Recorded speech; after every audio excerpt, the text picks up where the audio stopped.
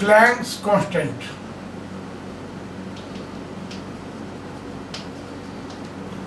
तो इसमें अलग अलग हम ये करते हैं, देखिए बहुत सारे फॉर्मूला है हमारे पास में।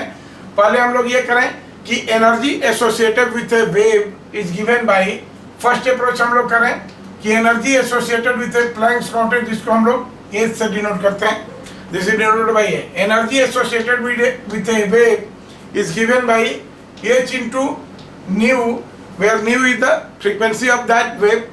सो E is equal to h nu and h is called Planck's constant।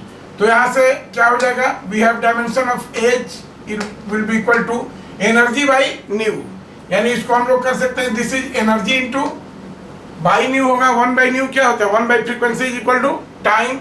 तो energy into time, so we can write it directly as energy ml t minus 2, this is force, this is energy, और into t है, देखिए into T है, right.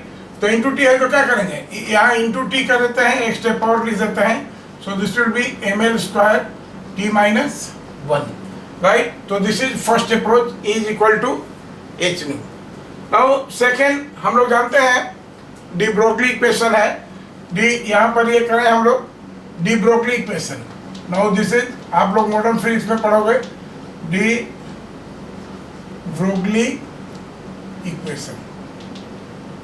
Now wavelength of a particle is given by lambda is equal to, ये dual nature रहता है h by mv momentum, right. और सीधे तब यहाँ से हम करेंगे where h is Planck's constant, m is mass of the body, v is velocity, lambda is that। देखिए ये डुअल नेचर को शो करता है कि कोई भी बॉडी है जो वेव हो रहा है, पार्टिकल बिहेव करती है। तो अगर किसी भी पार्टिकल को हम थ्रो करेंगे तो उसका वेवलेंथ होगा, that is given bye h upon mv। h को प्लैंक्स कांस्टेंट बोलते हैं, और यहाँ से हमारा h कितना हो जाएगा, लेमडा mv। लेमडा क्या है, लेंथ है सिंपली l, और ये क्या है m, और v क्या है lt माइनस 1, lt माइनस 1 ये वेलोसिटी है। तो फाइनली कितना हो जाएगा, this is m, now l और l square and t minus 1। तो ये सेकेंड अप्रोच हो गया, this is for de Broglie. Now Bohr's approach, एक थर्ड अप्रोच भी हम लोग कर सकते हैं, bourse postulates.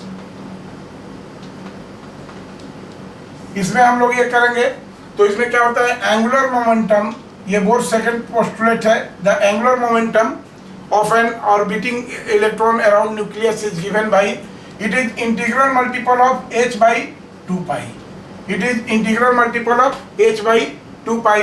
so we have here h is Planck's constant, h is equal to क्या हो जाएगा, यहाँ पर ये हो जाएगा 2 pi by n into am। so this is 2 pi by n into angular momentum, right। तो h का डायमेंशन क्या हो जाएगा, h का डायमेंशन हो जाएगा that of angular momentum, right. और वही डायमेंशन आ जाएगा इसको जब आप ये करेंगे, angular momentum, this is called moment of momentum, यानी इसको हम लोग ये करेंगे, this is M B R. तो ये कितना हो जाएगा, M B L T minus 1 into R length है, तो ये हो जाएगा। तो this will be dimension for Planck's constant.